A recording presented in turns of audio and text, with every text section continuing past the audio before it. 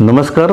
कृषीभूषण doctor Tanajirao Chorge शिक्षण व संशोधन संस्था मानकी पालवण आयोजित ग्रामीण कृषी सहकार मराठी साहित्य संमेलन 2026 मानकी पालवण तालुका चिपळूण जिल्हा रत्नागिरी येथे 13, 14 व 15 फेब्रुवारी रोजी आयोजित केला आहे. यामध्ये आपण शेती त्याशिवाय शेतीपूरक जो सहकार आहे तर या संबंधी मराठीमध्ये जे साहित्य आहे या संबंधी त्या साहित्याची लेखनाची आपण इथे अभ्यास करणार आहोत.